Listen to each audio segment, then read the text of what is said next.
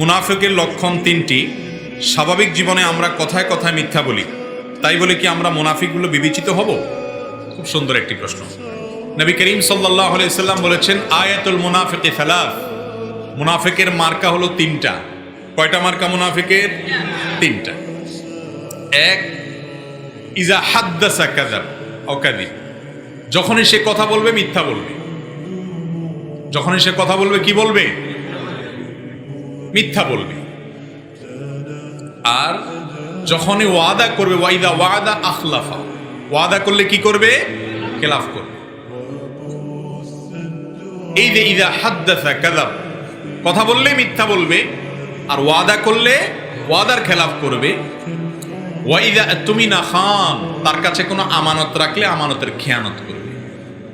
এই চরিত্রগুলো, এই মার্কাগুলো কার মার্কা? মুনাফিকের মার্কা। এখন কথা হলো, আমরা তো মাঝে মধ্যে মুসলমান হয়েও মিথ্যা কথা অনেকে বলি। এই যে মিথ্যা কথা মাঝে মধ্যে বলি, এর ফলে আমরা কি মুনাফিক হয়ে যাব কি না? এর উত্তর হলো, যদি মুনাফিকের মার্কা কোনো মুসলমানের মধ্যে থাকে, তাহলে সে মুসলমান এজ এ মুসলমান ভালো মুসলমান থাকে না, কিন্তু তাই বলে তিনি বড় মুনাফিক, যেটার ফলে মানুষ ইসলাম থেকে বের হয়ে যায়, সেই মুনাফিক হয় না। কিন্তু এইসব কারণে মানুষ ছোট মুনাফিকিতে ঢুকে যায়। মুনাফিকি দুই প্রকার, একটা ছোট মুনাফিকি আর একটা বড় মুনাফিকি।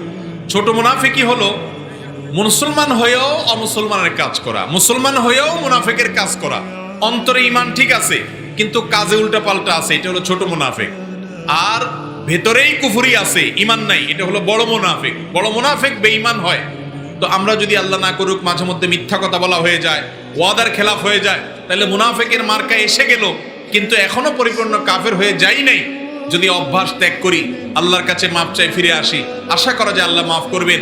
আর যদি অভ্যাস অব্যাহত রাখি, মুনাফিকের সব মার্কা নিজের ভিতরে নিয়ে আসি, তাহলে ভয় আছে না জানি কখনো বড় মুনাফিকিতে চলে যাই। এই জন্য মিথ্যা কথা কোনো মুসলমান বলতে পারে না। আল্লাহ তাআলা আমাদেরকে সত্যবাদী মানুষদের কাতারে শামিল হওয়ার তৌফিক দান করুন।